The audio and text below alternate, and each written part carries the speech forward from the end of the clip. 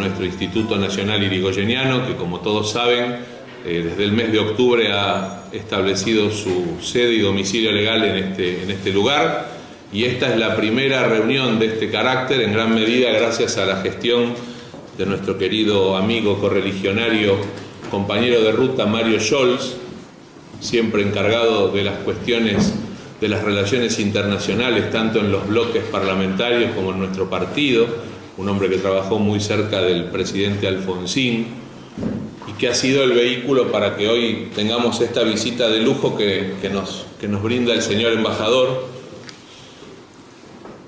Sucintamente voy a hacer unas referencias a su trayectoria profesional y personal para poner en situación a todos los presentes, más allá del inmenso honor que significa que el representante de la hermana República de Chile se encuentre en este momento en esta casa que tiene ante todo un principio primordial donde nos une a distintos radicales de distintas funciones en distintas organizaciones que participamos de la vida política democrática argentina.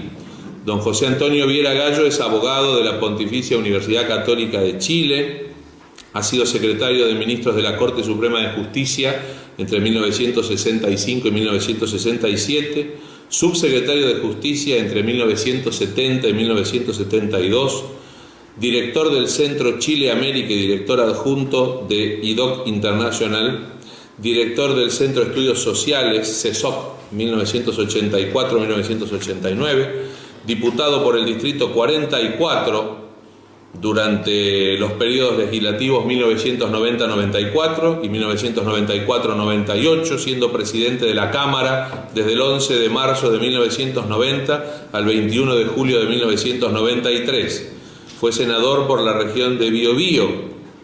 También fue ministro secretario general de la Presidencia entre 2007 y 2010, ministro del Tribunal Constitucional 2010-2013, y desde el año 2015 representa a la República de Chile en nuestro país como embajador, y hemos compartido hace muy pocos días una iniciativa de su embajada que fue la recordación del cruel asesinato del general Prats González en la República Argentina.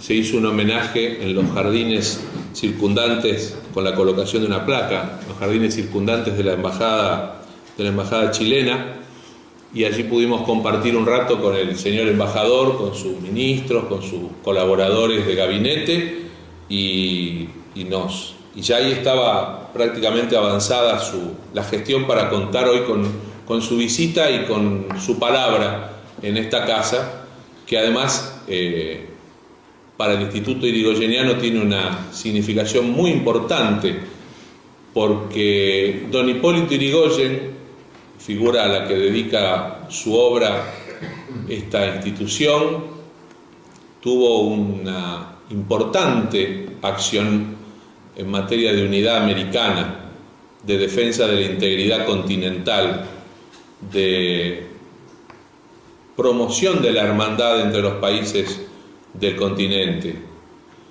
Y para no hacerlo demasiado extenso, me voy a permitir citar las palabras de un ilustre chileno que se refirió a don Hipólito Yrigoyen en una despedida, cuando ya don Hipólito Yrigoyen dejaba la presidencia de la República. Se trata de don Gonzalo Bulnes, escritor, historiador, político chileno que se desempeñó en la primera presidencia de Hipólito Yrigoyen como embajador de la República de Chile.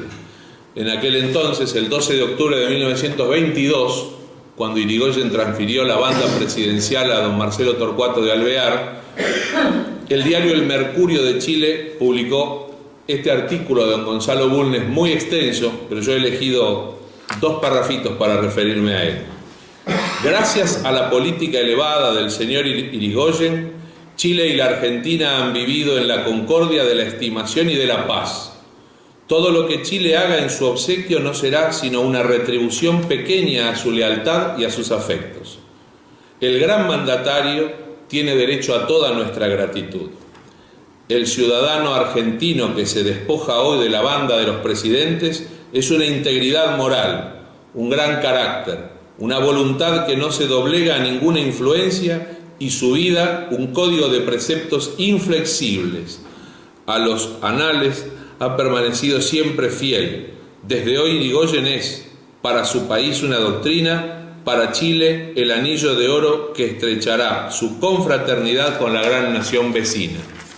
Este espíritu, expresado brillantemente por don Gonzalo Bulnes, en ese entonces en el cargo que hoy ejerce con enorme dignidad y justicia don José Antonio Viera Gallo, nos llena de orgullo, y es por eso que para nosotros es una enorme satisfacción tenerlo en nuestra casa. Bienvenido, embajador, y muchas gracias.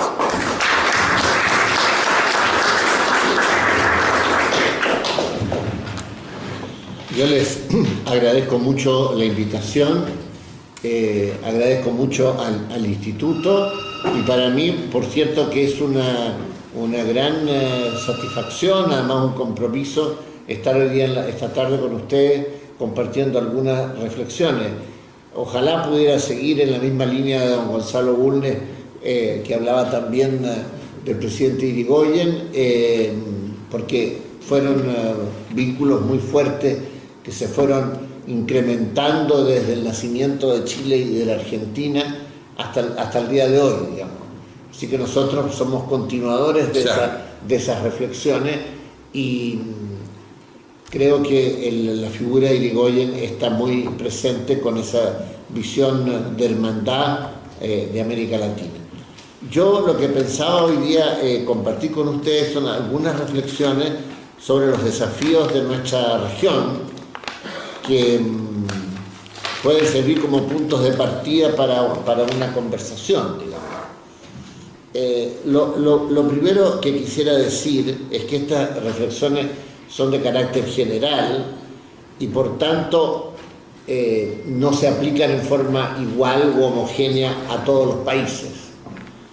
Sin embargo, de alguna manera tocan las realidades de todas nuestras naciones. Y lo entiendo más como un insumo para la discusión, y estos desafíos hay que entenderlos a veces como una amenaza cuando no se saben enfrentar, y a veces como una oportunidad cuando uno sabe bien cómo buscar la salida al desafío. Lo primero es que nosotros vivimos en un contexto internacional incierto. Cuando terminó la Guerra Fría, que era una guerra que dejó un legado de orden, no necesariamente un orden adecuado, pero un orden, se pensó por algunos que iba a haber un nuevo orden que iba a surgir con mucha facilidad bajo la hegemonía americana. Eso no ha sido así.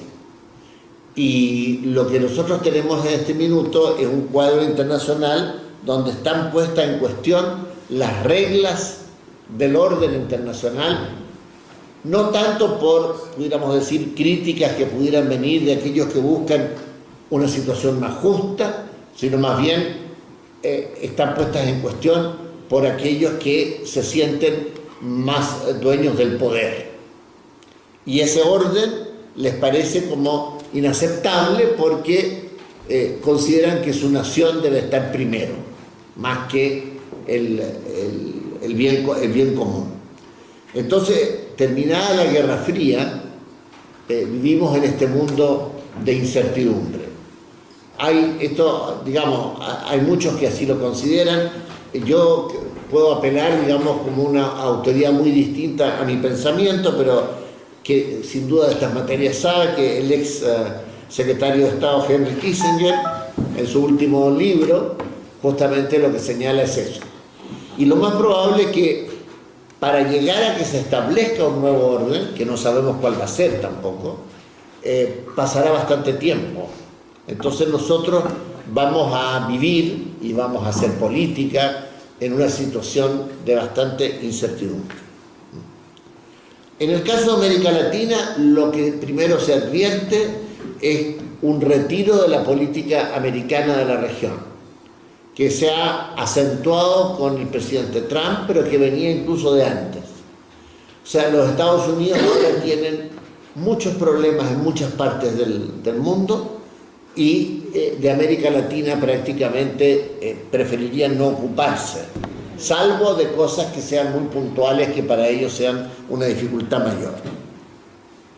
En el caso del presidente Trump, esto se ha acentuado cuando él ha puesto en tela de juicio el Tratado del Libre Comercio del Norte. O sea, cuando ha puesto en cuestión la posibilidad de que siga el Tratado de Libre Comercio con México. Junto con eso, la idea de levantar un muro y por tanto también poner una traba muy fuerte a procesos de migraciones que se dan principalmente de Centroamérica y de México hacia los Estados Unidos. Pero Estados Unidos no solo se ha retirado de la América Latina, se ha retirado también de algunos organismos internacionales, recientemente de la UNESCO, y también desahució de plano el Tratado de Libre Comercio del Pacífico, que había sido negociado durante la presidencia de Obama, y dejando también ahí una situación de espacio no llenado, digamos. Respecto de Europa, ya venía la época del presidente Bush, esta división entre la vieja Europa y la nueva Europa, entendiendo por la nueva Europa aquellos países que salían de la órbita soviética y que eran más proclives a una política atlántica. Está todo esto bastante, digamos, como quien dijera, poco claro en lo que son sus desarrollos. Si además tenemos presente que en el caso de la OMC, que va a tener su reunión acá, ¿no es cierto?, el 10 de diciembre, el gran temor de los técnicos de la OMC es que no saben si los Estados Unidos van a cuestionar normas básicas de funcionamiento del organismo. Ya es claro que cuestionan el sistema de resolución de controversia, pero pueden ser otros temas. Entonces, los técnicos lo que están buscando es más bien que la reunión de Buenos Aires por lo menos haga sobrevivir el organismo con las reglas que tiene. Y si se avanza en algo, bueno, en buena hora. Pero no hay la idea de que de esa reunión pueda surgir un impulso grande a facilitar el comercio a nivel internacional. Después nosotros tenemos en el caso de nuestro continente una mucho mayor presencia asiática, tanto de la China y Japón y crecientemente también de la India. No necesito explayarme en esto, creo que para todos es evidente que si la economía china crece, nuestras exportaciones les va bien, y crecientemente también hay estudiantes que van a estudiar a China o estudian chino mandarín, en fin, es un cambio muy grande cultural que se ha producido y se ha acelerado en el último tiempo. Y lo otro es que están en una gran encrucijada, es nuestro tan complejo sistema de integración. En el caso de América del Sur tenemos UNASUR paralizado porque la candidatura a secretario general de la Argentina, que es el embajador en Chile, José Octavio Bordón, tiene veto de Venezuela y indefinición de Bolivia y de Ecuador. Y por tanto lleva ya meses paralizado. En el caso del Mercosur, todos saben, y ustedes mejor que yo, las dificultades que tiene también, sobre todo ahora que están negociando con la Unión Europea, si eso ojalá resulta bien, eso va a significar que esas mismas normas van a tener que al menos aplicarse en el comercio entre Brasil y Argentina. Y no hoy día que hay muchas trabas para el comercio entre Brasil y Argentina a pesar de las normas del Mercosur. Después tenemos la Alianza del Pacífico, hay la búsqueda de entendimiento entre Mercosur y Alianza, y después tenemos otro organismo bastante herido que es la CELAC, que no funciona mucho, ni parece que fuera a funcionar, y así suma y sigue, la OEA, y podemos continuar. Entonces tenemos un proceso de integración que es cada día más necesario, es fundamental, y al mismo tiempo instituciones que no terminan de funcionar adecuadamente. Dicho eso, Yo puedo enunciar algunos de los grandes temas o desafíos de la región. Uno muy importante es la inseguridad. Esa inseguridad puede llamarse inseguridad humana, pero eso nace básicamente o se manifiesta básicamente en la violencia difusa. Veía ayer en la noticia, si no me equivoco, creo que la criminalidad en Río de Janeiro ha llegado a niveles, bueno, han militarizado partes importantes de la ciudad. Lo mismo pasa en Sao Paulo, en Caracas, Ciudad de México, y así, suma y sigue. O sea, tenemos una violencia difusa. Tenemos al mismo tiempo crimen organizado, narcotráfico, trata de personas, trata de órganos, contrabando de armas, y todo eso supone crecientes gastos en policía, cuando no uso de las Fuerzas Armadas en algún aspecto de reforzamiento de la seguridad, sistemas carcelarios con gran población y al mismo tiempo muy costosos, y la sensación de la gente común que no está segura en su vida. Eso es una de las causas, no es la única, de los grandes procesos migratorios. Decía adelante, el gran proceso migratorio es a los Estados Unidos, pero también hay procesos migratorios dentro de la América del Sur, mismo en el caso de Argentina. Ustedes creo que reciben 250.000 personas al año de migración. Ustedes tienen una gran población chilena, 400.000 personas, boliviana, más de 1 millón, paraguaya, más de 1 millón, etc. Y en el caso chileno estamos empezando a recibir fuerte migración peruana, haitiana, estamos recibiendo varias decenas de personas de Haití al día, porque hay vuelos directos a Haití-Santiago que llegan con gente, y tenemos también migración colombiana y últimamente venezolana, que también les ha empezado a llegar a ustedes. O sea, los flujos migratorios se han convertido en esta región en un desafío. No hablo de los desplazados, que es principalmente el gran problema de Colombia, donde por la guerra se calcula los desplazados en 2 millones de personas. O sea, la gente que tuvo que salir de sus tierras por problemas de la violencia. Pero también está la migración interna del campo a la ciudad. Todas nuestras ciudades tienen un cinturón de pobreza o de miseria, y estas grandes ciudades tipo Buenos Aires, Ciudad de México, Sao Paulo, etcétera, cuesta mucho poderlas administrar en forma adecuada. Transporte, salud, contaminación del aire, en fin, áreas verdes. Es muy difícil que ciudades tan grandes tengan bienes públicos que sean adecuados para las aspiraciones de la población. Como decía, más de 80% de la población vive en ciudades, en el caso de América Latina. Hay 2 ciudades con más de 20 millones de personas, que son Sao Paulo y Ciudad de México, y otras 2 que superan los 10 millones, Río de Janeiro y Buenos Aires. Pero después ustedes tienen ciudades que se acercan a los 8, 7, como Lima, como Santiago, etcétera, que también tienen los mismos problemas. Y eso son ciudades además con fuerte estratificación social y todos los demás problemas de habitabilidad a los cuales me refería.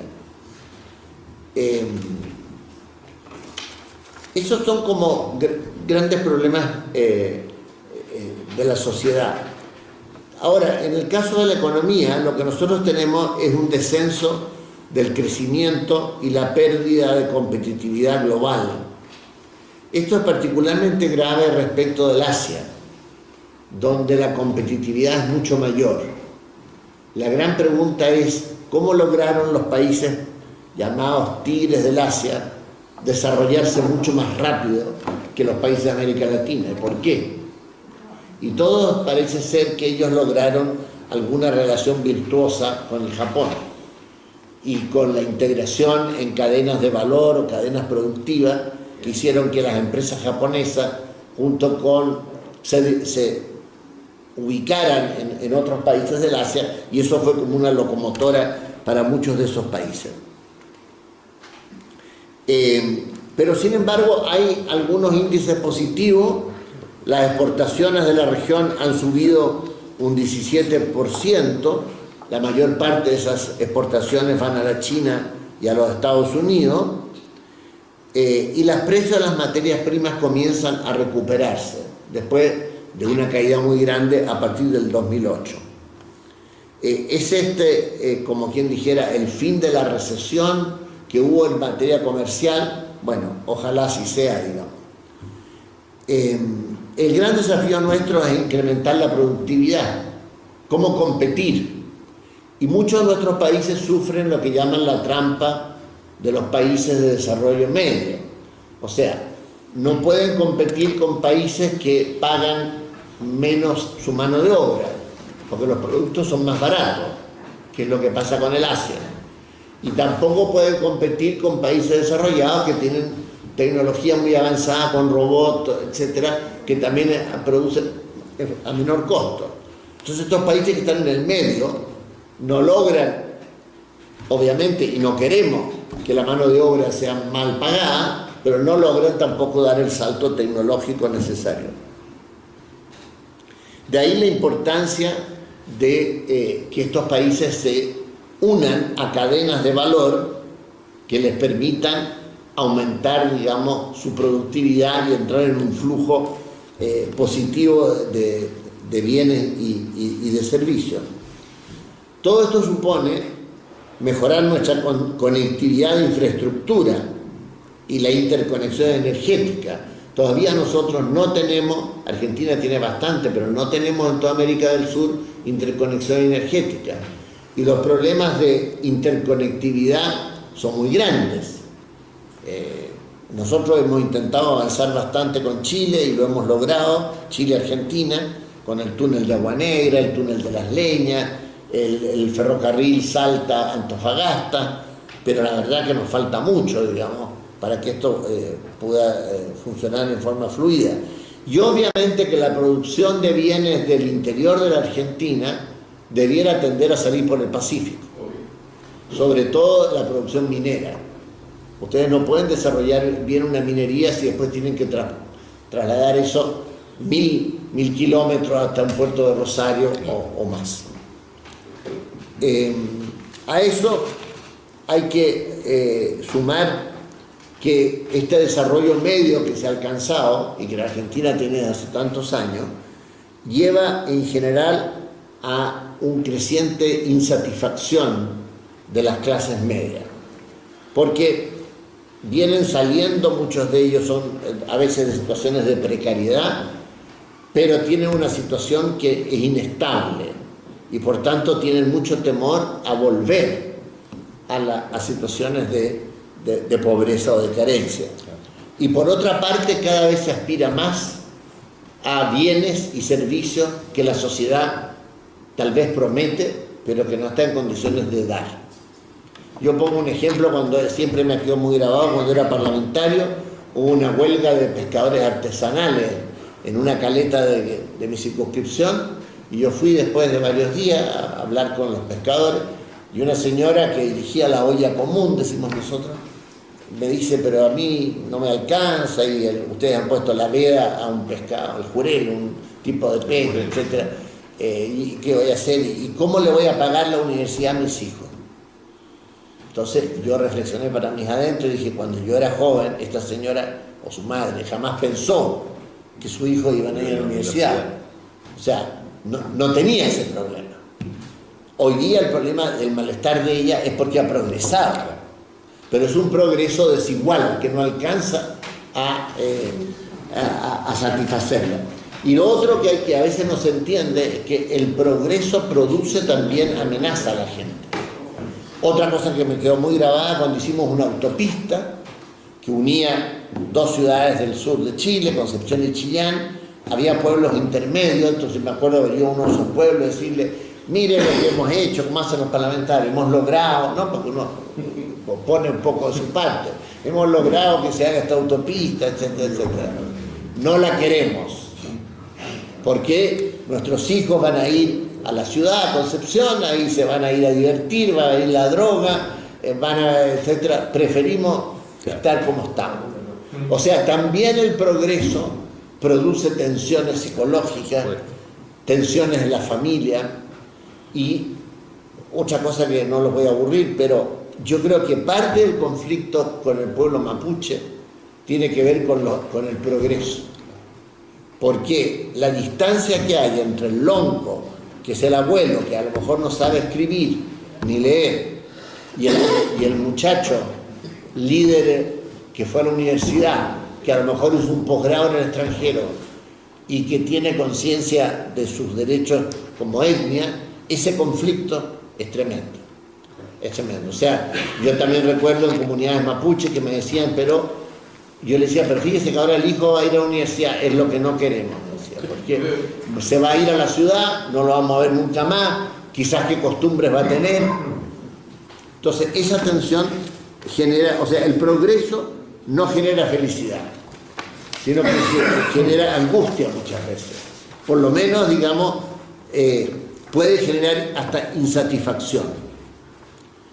El otro gran problema es que en general en nuestros países se ha producido por las redes sociales como un destape de sistemas de corrupción con los cuales funciona la política, la economía y algunas instituciones muy importantes de la sociedad civil. Ahí lo más grave ha sido la corrupción del fútbol, porque es lo que más llega a la gente. O sea, está ya internalizado que todo ese sistema en el cual todos los jóvenes sueñan, viven, ven, sábado, domingo, todos los semanas, todo eso es corrupto. La FIFA, en el caso de Chile, el de la Asociación de Fútbol, la AFP, la Conmebol, se arranca la gente, los millones, y todo eso se ve, y al final es como algo, como una cierta impotencia. Porque, ¿qué se hace? Después, grandes ídolos del fútbol procesados porque no pagan los impuestos. Entonces dice, ¿cómo? Pero si el señor tanto no paga los impuestos, ¿por qué voy a pagarlos yo? Digamos, si yo tengo apenas una poca plata. Y eso además hay que ver, hablo ahora del caso chileno, la corrupción de la empresa privada por la colusión de los precios ha sido algo muy devastador. Se han coludido las farmacias para subir los remedios, se han coludido para el papel higiénico, se han coludido, en fin, para muchas otras cosas, y eso ha sido denunciado, han sido procesos. Una de esas empresas ahora ha sido condenada y tiene que resarcir el mayor precio que cobró, y todos los chilenos vamos a recibir 7.000 pesos chilenos, que serían $10. $10, sí. $10. Cada uno de nosotros va a recibir $10 por lo que hemos pagado más. Extra. Pero cada chileno va a recibir. Ahora, como la gente no cree que va a recibir. Pero además de eso, ya cuando le dicen que lo va a recibir, dicen, esta porquería comparado con lo que me robaron. En ese momento. Claro, en fin. Entonces, todo eso genera mucha desconfianza, y como también ocurre, digamos, con los escándalos de la política. Hay países, voy a hablar de un país lejano para no generar algo impropio, por ejemplo, en el caso de Guatemala, ustedes piensen que el último presidente y vicepresidenta fueron echados por manifestaciones en la calle cuando le quedaba nada para terminar un mes. Eligen entonces un cómico, ¿no? El actual presidente era un cómico famoso, sí, que hacía espectáculos en Estados Unidos con la comunidad guatemalteca, y ahora se descubre que él también recibía toda la plata de Odebrecht. Entonces la gente llega un momento que dice, bueno, pero yo, ¿dónde miro? Digamos, ¿dónde está?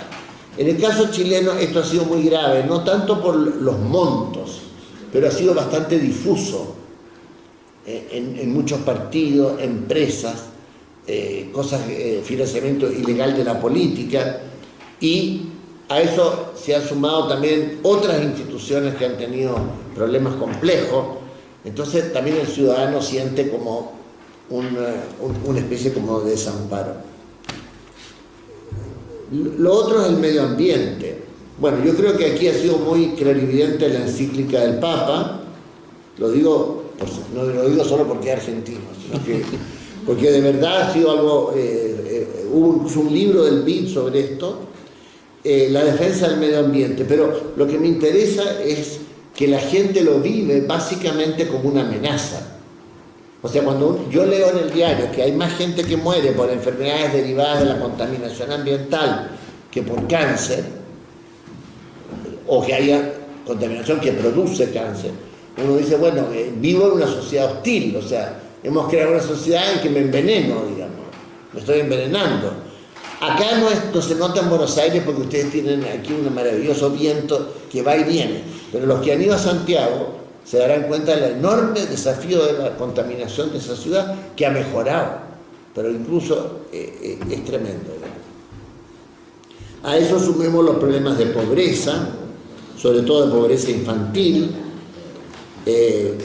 los problemas de desigualdad, que son los cuales podríamos hablar mucho, y los problemas, digamos, de los pueblos originarios que en toda América están reivindicando sus derechos por largo tiempo de postergación.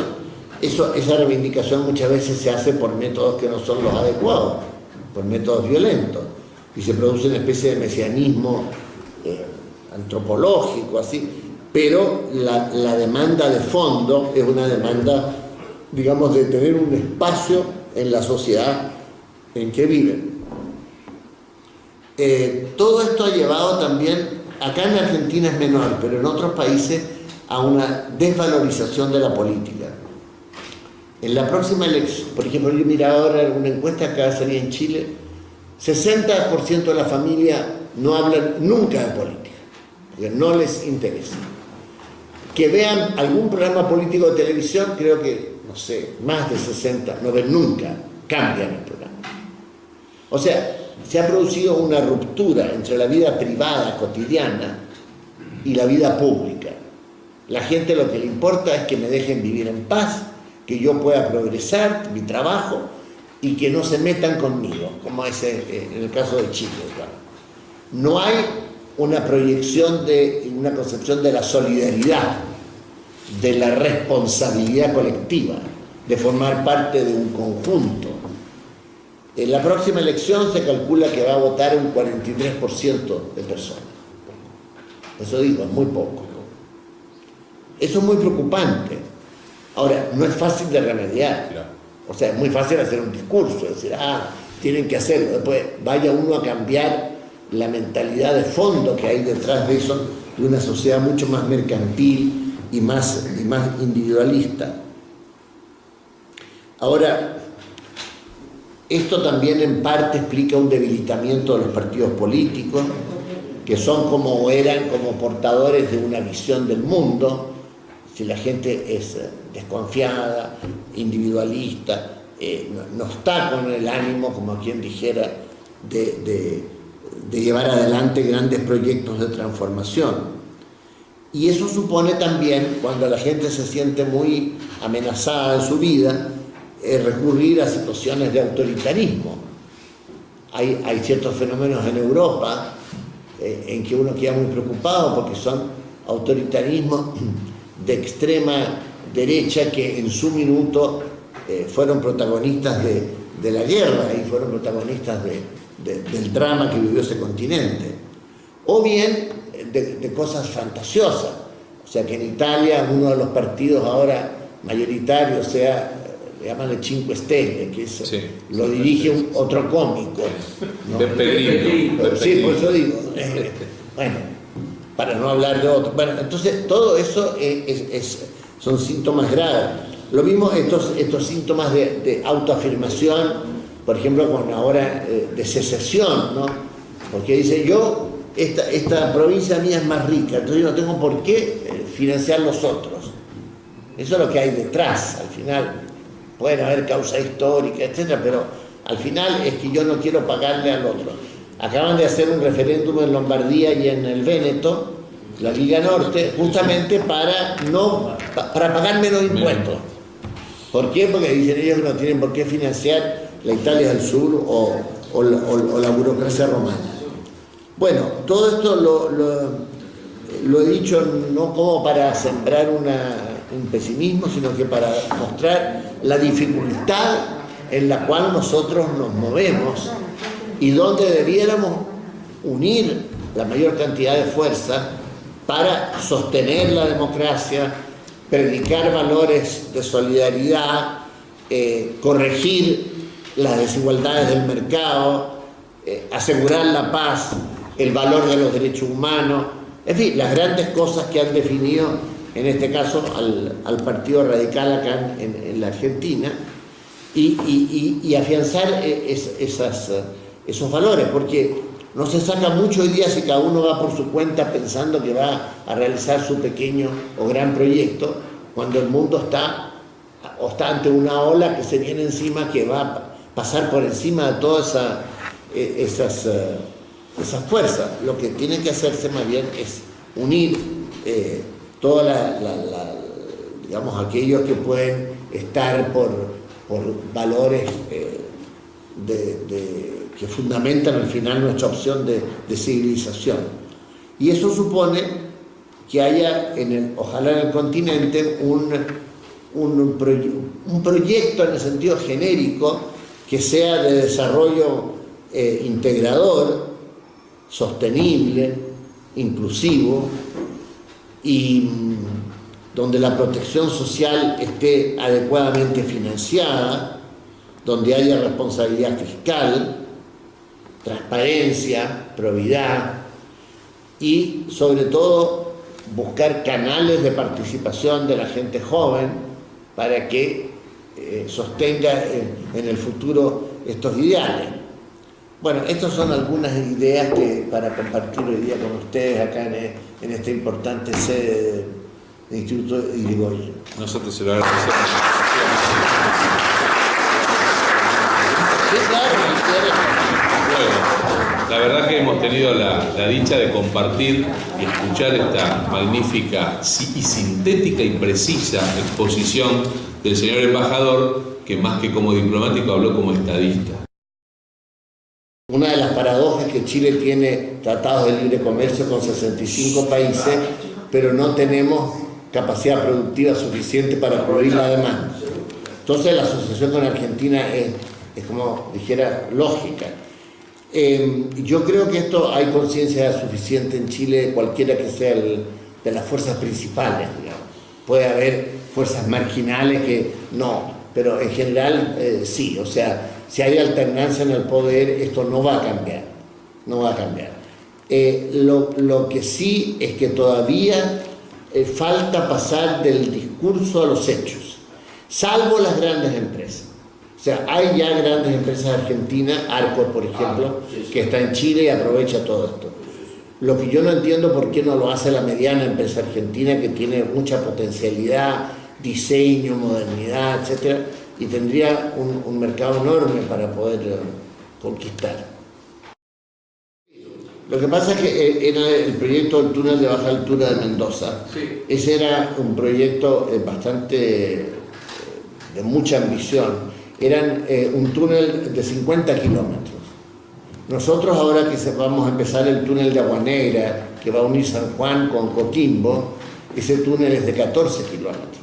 Cuesta 1.400 millones de dólares con financiamiento del BID y demora 8 o 10 años en construirse. Imaginemos lo que sería el de 50 kilómetros. Entonces, el problema es que cualquier agencia de financiamiento, aunque esto se licite, exige el aval del Estado. En el caso de Chile, era muy difícil que diera el aval a un endeudamiento de esa magnitud. No hablo del caso argentino, a lo mejor el gobierno anterior argentino estaba dispuesto, no sé el actual. Entonces eso ha quedado pendiente. El otro problema que tiene es que eso suponía que de alguna manera la línea férrea San Martín, o sea que de Buenos Aires a Mendoza, funcione adecuadamente. Según me han dicho, esa línea debería funcionar a 90 kilómetros por hora y hoy día está funcionando a 9, ¿no? O sea, Argentina primero tiene que hacer una inversión gigantesca en poner al día, modernizar su línea férrea. Entonces, no es que eso esté dejado de lado, pero yo creo que eso va a ser como una segunda etapa. Si sale bien lo de San Juan, que es como la primera perforación grande de la cordillera, y si el túnel de las Leñas, que va a unir San Rafael con Rancagua y de ahí va o a los puertos del Biobío o a San Antonio, si eso también marcha, bueno, yo creo que a lo mejor como una especie de bola de nieve también se va a poder hacer ese túnel de mayor envergadura, digamos. Exacto. Mario Scholz. Una pregunta, amigo Majano. Más allá de que ustedes están en vísperas de elecciones muy importantes, presidenciales, pero conjuntamente con los uruguayos han tenido una experiencia muy exitosa a través de una construcción, lo que ha sido la coalición, o en su momento la concertación chilena, y después lo que significó la nueva mayoría, pero en dos partidos tan importantes como el Partido Socialista, de origen más marxista, y la Democracia Cristiana, más de origen cristiano, pero es una muy exitosa a lo largo de toda América Latina e inclusive también del mundo, con una vigencia de más de 20 años, ¿no? Que eso nos puede dar cátedra cómo han logrado arbitrar esa conflictividad. Que nos cuente un poquito esa experiencia. Bueno, la concertación nació de una reflexión sobre la crisis que terminó con el derrumbe de la democracia en la época de Allende, en el sentido de que los cambios que se proponían en ese minuto Allende no se podían hacer con una coalición que tenía el 30 y tantos % de apoyo. Ustedes, no sé si, bueno, ha pasado muchos años, pero Berlinguer, que era el secretario general del Partido Comunista Italiano en ese minuto, escribió famosos 3 artículos en la revista Rinascita tratando de explicar la caída de Allende. Y él lanzó ahí la idea del compromiso histórico, que era la unión de las fuerzas de izquierda, socialistas y comunistas italianos, con la democracia cristiana.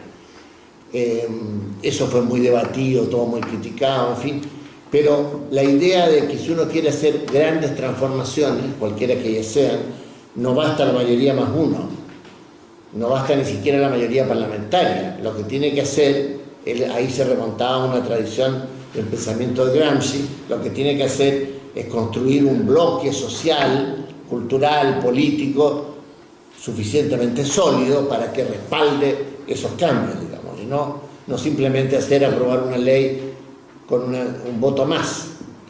Ahora, pensemos que todavía cuando no se tiene ni siquiera la mayoría, entonces todavía es mucho más difícil. Entonces, reflexionando sobre eso, surgió la idea de la necesidad de una convergencia entre la democracia cristiana y la izquierda.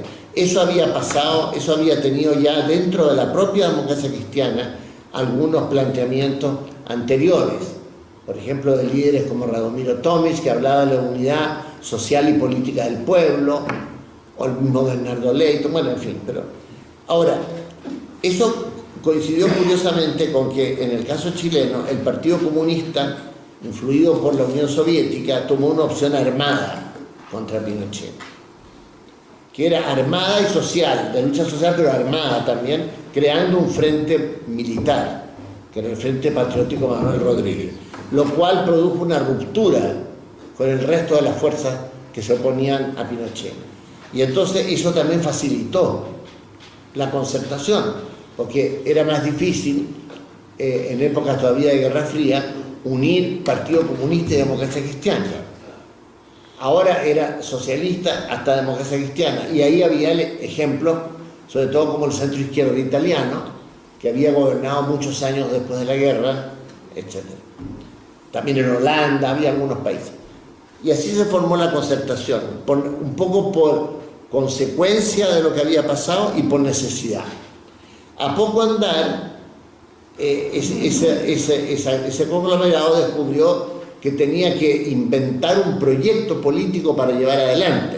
O sea, que no podía contentarse con el esquema neoliberal heredado de Pinochet, pero que tampoco podía volver a los esquemas de la vieja izquierda o de la vieja democracia cristiana de la época de Allende o de Frei Montalva.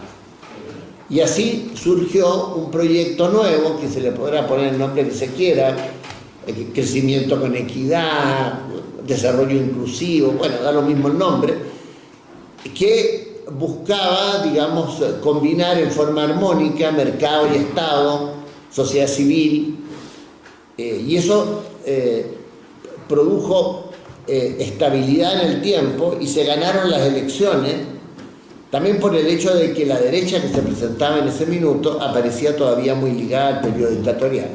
Entonces duró mucho tiempo.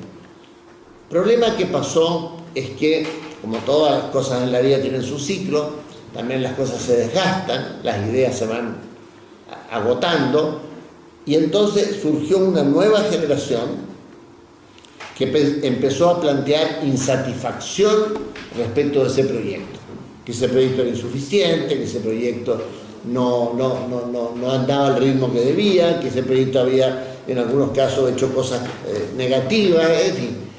Y de ahí surge la idea de llamar al Partido Comunista, que ya era pequeño y que además ya no había Unión Soviética, no había Guerra Fría, pero no con la idea solo de sumar al Partido Comunista, sino como de generar un nuevo proyecto distinto del de la concertación. Y eso la verdad que no resultó. O sea, no ha habido un nuevo proyecto, sino que ha habido el mismo, con algún cambio, con alguna cosa, renovación, pero dentro de un mismo esquema básico. Y en ese búsqueda de refundar lo que ya no se quería aceptar más, pero sin embargo se seguía haciendo, yo creo que la coalición fue perdiendo fuerza, porque ante la ciudadanía, si todo el día hay gente que dice que lo que se ha hecho no vale, que no es suficiente, que está malo, que no sé qué, que no se quiere seguir por ese camino, y al final lo que se hace es seguir por ese camino con alguno que otro cambio, eso desgasta, desprestigia, etc. Después la derecha además rompió el tabú de haber gobernado, gobernó 4 años y gobernó, digamos, normalmente, democráticamente. Entonces la idea de una alternancia ya no es como antes decir, pero es que van a volver los mismos, que estaban en la época de la dictadura, después el tiempo ha pasado, ya es otra gente, en parte al menos, entonces ya no tiene ese dramatismo de antes. Pero sobre todo la coalición quedó como empantanada o en sus propias contradicciones. Ahora, esas contradicciones atraviesan todos los partidos, casi.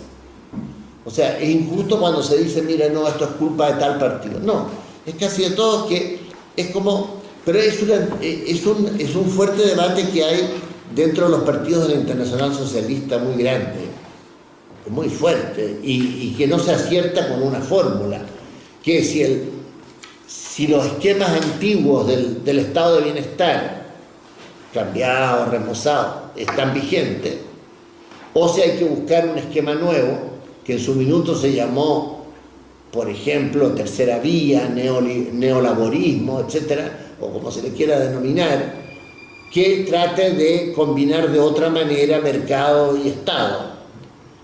Y esa tensión atraviesa a los principales partidos socialistas de Europa, por ejemplo.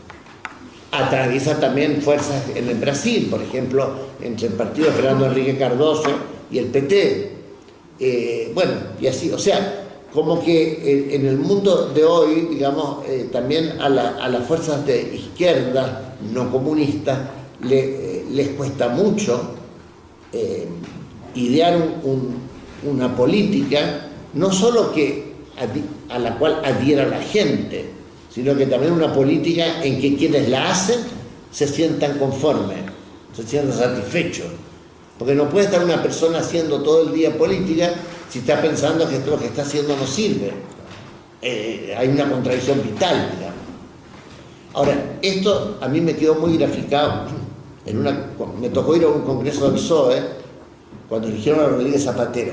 Entonces cuando anuncian, está la delegación tanto del Partido Socialista Francés, está la delegación, sé que así aplaudir, está la delegación del Frente Polisario, a una ovación. Está la delegación del Partido Comunista de Cuba, se venía abajo la gente aplaudiendo. Porque es la nostalgia. Es la nostalgia de lo que a lo mejor pudo ser y no fue, o qué sé yo. Hay esa, como una esquizofrenia dentro de las fuerzas de izquierda que es muy complicada, digamos, porque no se alcanza a vislumbrar el heroísmo del reformismo. Muy bien.